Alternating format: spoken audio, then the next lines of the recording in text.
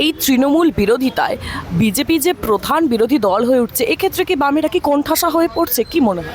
হ্যাঁ, কিছুটা তো বটেই, কিন্তু আমরা বলছি যে সেটা তো অনস্বীকার্য, আমি কেন ওটাকে অস্বীকার করবো। কিন্তু বামেদের এই কোণঠাসা হওয়ার ফলে যেটা হচ্ছে যে পশ্চিমবাংলায় সত্যিকারের যে মানুষের যে এজেন্ডাগুলো এবং যে এজেন্ডাগুলো নিয়ে খালি কথা হওয়া না, যে এজেন্ডাগুলো রূপায়িত হওয়া দরকার, সেগুলো তো কোণঠাসা হয়ে পড়ছে। আমি অনেক বড় বড় কোনো ব্যাখ্যা বা কোনো থিওরির মধ্যে না গিয়ে আমি তোমার একটা ছোট্ট উদাহরণ দিচ্ছি। মনে করো যে দুর্গাপূজার আগে কলকাতায় একদিন রাত্রিবেলা, খুব সম্ভবত 23 না 24 সেপ্টেম্বর রাত্রিবেলা 3-3.5 ঘন্টা খুব জোরে বৃষ্টি হলো, মুষলধারে বৃষ্টি হলো। তাতে এমন জল জমলো যে মানে তো ওই 3-3.5 ঘন্টার বৃষ্টিতে 21 জন মানুষের প্রাণ চলে গেল, বিদ্যুৎপৃষ্ট হয়ে কোথাও ড্রেনে পড়ে গিয়ে এই করে 21 জন মানুষের প্রাণ চলে গেল। তো পোস্টগুলোর মেনটেন্যান্সের অবস্থা খারাপ। হ্যাঁ, মানে দীর্ঘদিন ধরে কোনো মেনটেন্যান্স নেই, তার ঝুলছে, সব কিছু হচ্ছে। কর্পোরেশনের বিদ্যুৎ দপ্তরের গাফিলতি থেকে শুরু করে, দুর্নীতি থেকে শুরু করে কত কিছু তার পেছনে কারণ। একজন বিরোধী দলনেতার কাজ কি? মানে এই প্রশ্নে সরকারকে একেবারে বাঁধননাশ করিয়ে দিতে পারে। অথচ আমাদের রাজ্যের বিরোধী দলনেতার এটাকে নিয়ে কী বক্তব্য, যে কেন মুখ্যমন্ত্রী দেবীপক্ষ শুরু হওয়ার আগে পিতৃপক্ষে পুজো উদ্বোধন করেছেন এবং পুজো উদ্বোধন করার সময় প্যান্ডেলের ভেতর মাথার ঘোমটাটাকে ওই ঘোমটার মতো করে না দিয়ে হিজাবের মতো করে কেন কানের পাশ দিয়ে নিয়ে গেছিলেন? তাই মা দুর্গা অভিশাপ দিয়ে কলকাতার একজন লোককে মেরে ফেলেছে। আমি বলছি, এইটা যদি একটা বিরোধী দলের রাজনীতি হয়, এটা যদি একটা বিরোধী দলের মানে কি বলবো, মানে ভূমিকা হয়ে থাকে, একটা বিরোধী দলনেতার ভূমিকা হয়ে থাকে, তাহলে বলুন তো যে একটা মুখ্যমন্ত্রীর আর কী লাগে, একটা সরকারের আর কী লাগে পায়ের ওপর পাতুলে বসে থাকার জন্য? সুতরাং পশ্চিমবাংলায় মমতা বন্দ্যোপাধ্যায় এইভাবে রাজত্ব করতে পারছেন, এইভাবে দুর্নীতি করতে পারছেন, তার কারণ দুটো। এক, পশ্চিমবাংলায় গত 5-6 বছর ধরে এমন একটা বিরোধী দল নেই যারা মমতা বন্দ্যোপাধ্যায়কে কোণঠাসা করবে বিধানসভার ভেতর।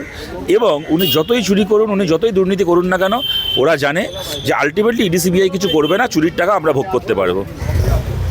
এসআইআর নিয়ে যেই শাসক বিরোধী তরজা, এক পক্ষ বলছে লাভ ক্ষতি এইসব অঙ্ক, সেক্ষেত্রে দাঁড়িয়ে আপনাদের স্ট্যান্ড পয়েন্ট কি, আপনাদের কি বলবেন? দেখুন, আমরা এটাকে লাভ ক্ষতি বলে দেখি না। আমরা দেখি যে পশ্চিমবাংলায় বা ভারতের ভোটার লিস্ট অবশ্যই স্যানিটাইজড হওয়া উচিত, ভোটার লিস্টে অবশ্যই জাল নাম বাদ যাওয়া উচিত, মৃত মানুষের নাম বাদ যাওয়া উচিত, স্থানান্তরিত মানুষের নাম বাদ যাওয়া উচিত, একাধিকবার যে নাম আছে সেই নাম বাদ যাওয়া উচিত। কিন্তু ওইটাকে উপলক্ষ করে জেনুইন ভোটারদেরকে বাদ দিয়ে নিজের পছন্দ মতো একটা ভোটার লিস্ট তৈরি করে নেওয়ার চেষ্টা করাটা অনুচিত। কিন্তু বিজেপি সেটাই করেছে।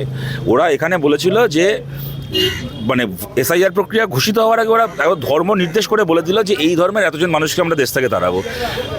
হাতে কলমে যখন এসআইআরটা হলো, তখন দেখা গেল মুসলমান মানুষের বদলে উদ্বাস্তু মানুষ, মতুয়া মানুষের নাম বাদ করেছে। তারপরে যেটা ঠিক করলো, ওরা একেবারে টার্গেট করে করে এক একটা মুসলিম যে বুথগুলো রয়েছে 50%, 60% মানুষকে অকারণে তারা হচ্ছে ছলে বলে কৌশলে বিভিন্ন অচিলায় তারা হিয়ারিংয়ে ডাকছে। এবং হিন্দু এলাকাতেও মুখার্জি আর মুখোপাধ্যায় হলে তাকে বলছে তোমার লজিক্যাল ডিসক্রিপেন্সি, তাকে হিয়ারিংয়ে ডাকছে। ব্যানার্জি বন্দ্যোপাধ্যায় হলে হিয়ারিংয়ে ডাকছে। কারোর মনে করুন বাবার নাম, মনে করুন আমি সেদিনই আমাদের একজন মানে অভিনেত্রী, একজন বাংলা সিনেমার খুব নাম করা, তার বাবার নামের বানানোর জায়গায় একটা জায়গায় আইয়ের বদলে ই করেছে। সেটা মানে ইলেকশন কমিশনই করেছে। বাংলা নামটা ছিল ইংলিশে করার সময় যেখানটায় আই দিয়ে হতো, বাংলা নামের ইংলিশে লেখা হয়েছে আইও হতে পারে, ই হতে পারে, উচ্চারণটা আয়ের বদলে ই করেছে।